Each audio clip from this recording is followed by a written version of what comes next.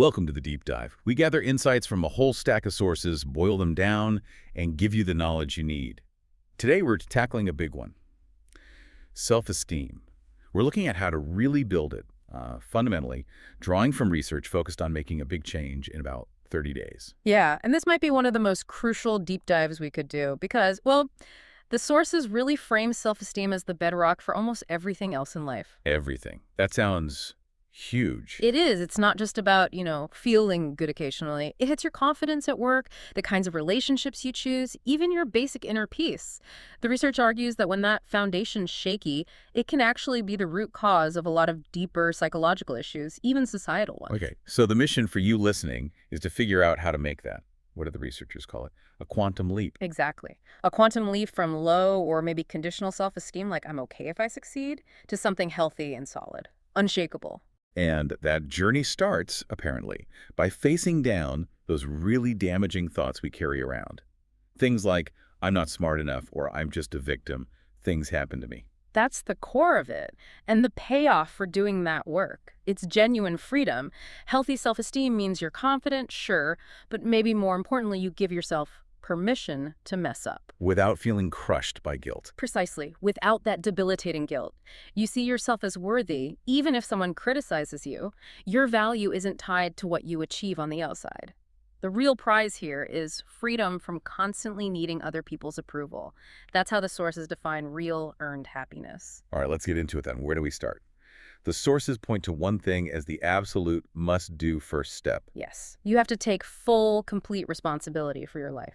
Okay, that sounds a little daunting, maybe even harsh. It can feel that way at first, definitely, but the sources argue it's incredibly liberating. The basic truth they lay out is the only person responsible for your life, your outcomes, is you, period. So no blaming the boss, the spouse, your parents, the economy, not even the weather. Nope. Stop. Because the moment you blame someone or something else, you give your power away. Exactly. You become a victim, waiting for them to fix it. But hang on, I know what you might be thinking. Yeah, like, what about real hardships?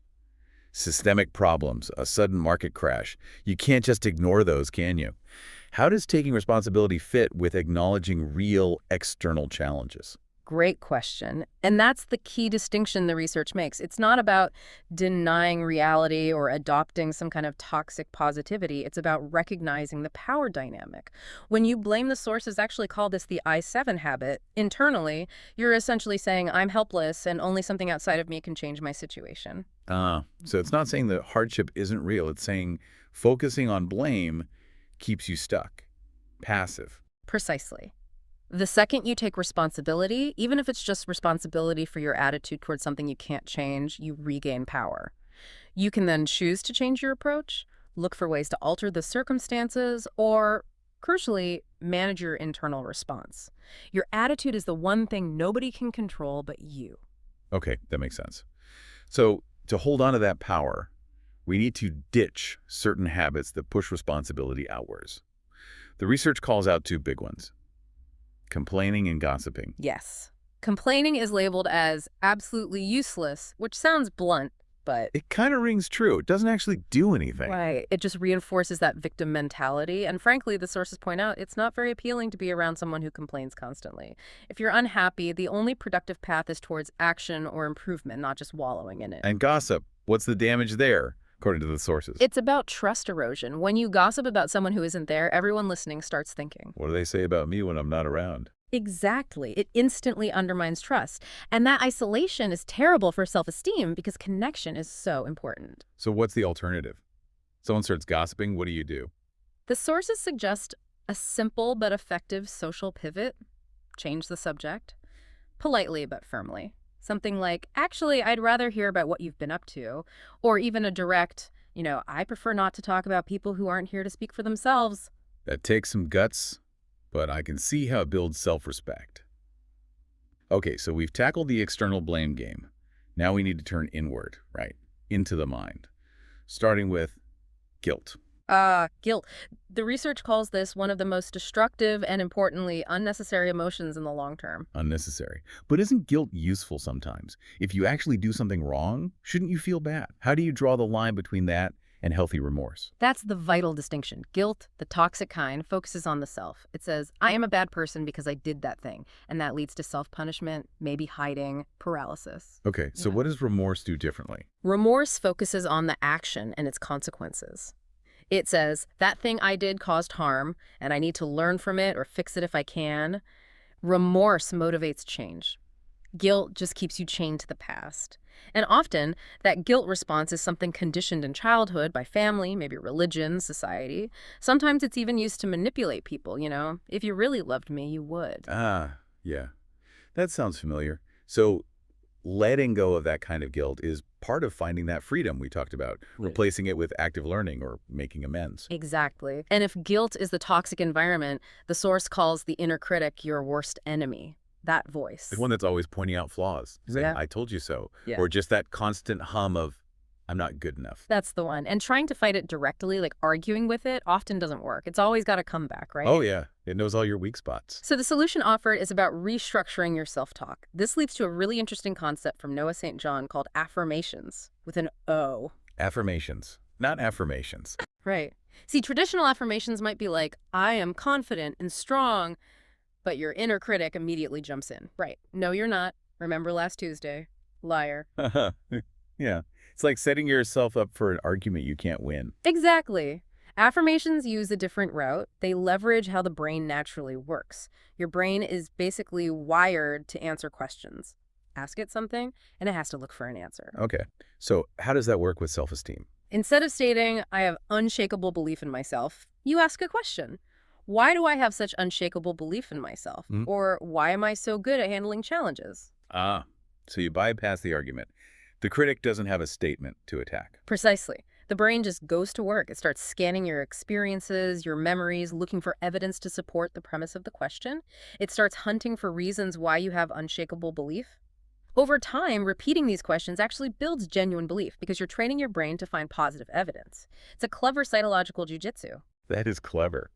Turning the brain's own mechanism back on itself for positive reinforcement. Okay, so we're working on the inner dialogue. What about actually doing things? Yes, that's the next crucial piece. Action. The sources quote Carl Jung here.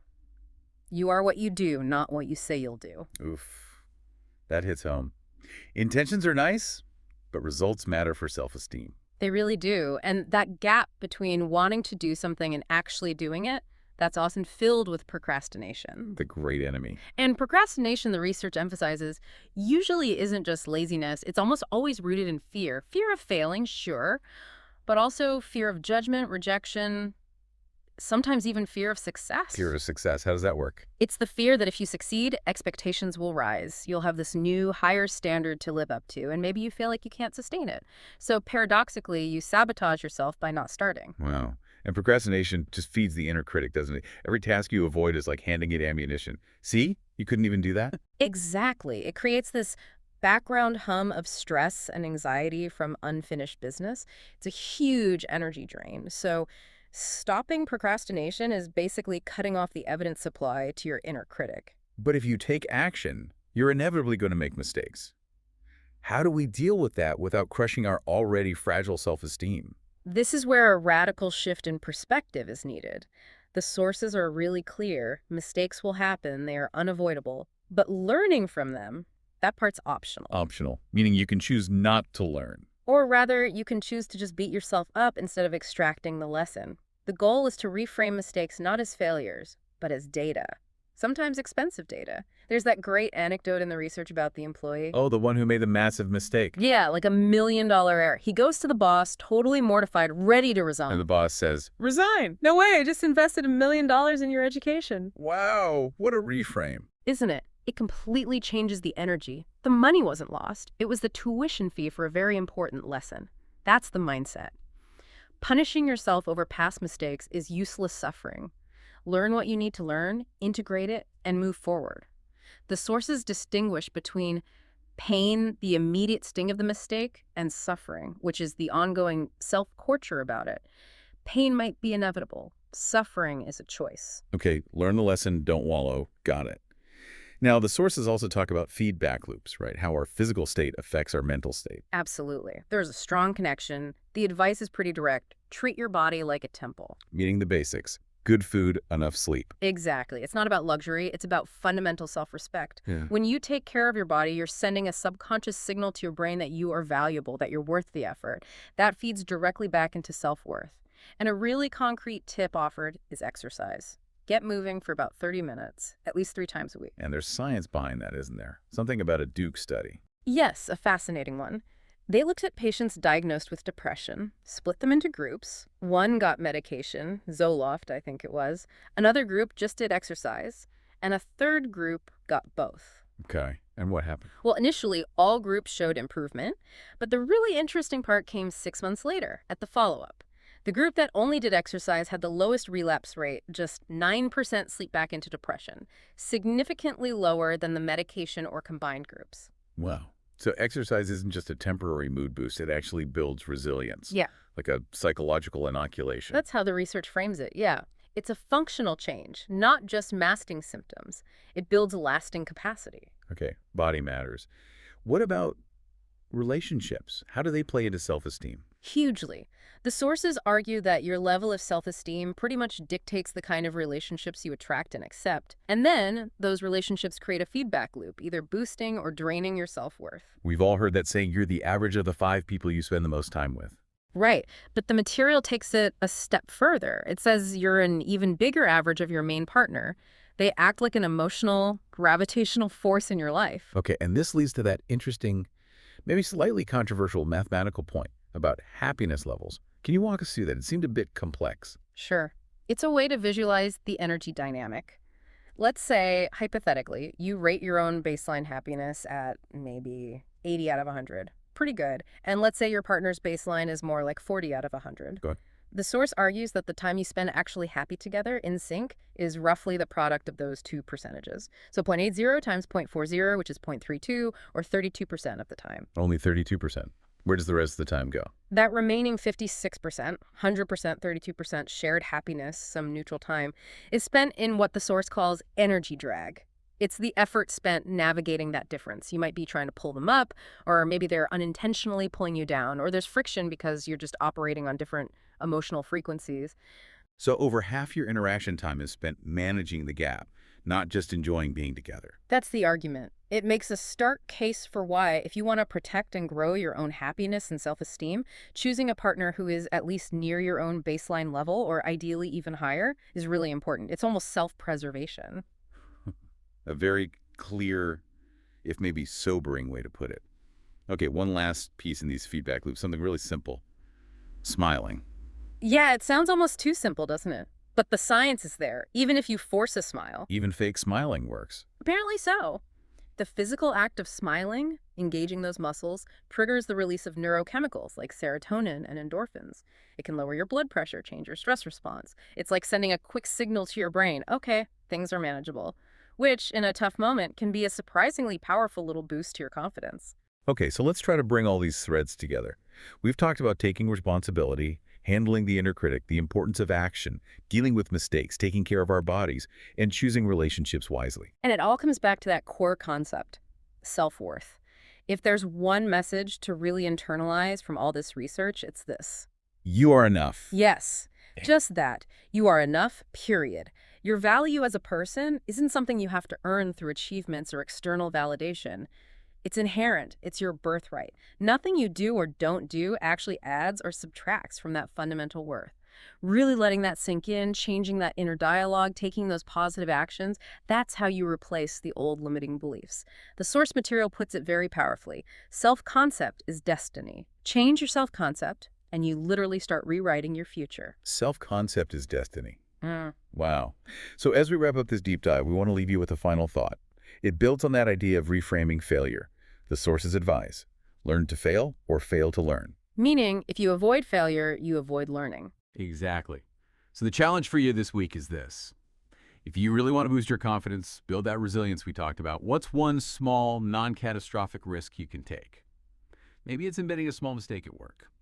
Starting a conversation you've been avoiding. Taking one tiny action that pushes you just outside your comfort zone. What's one thing you'll do this week, specifically to embrace a small chance of failure as a way to accelerate your learning?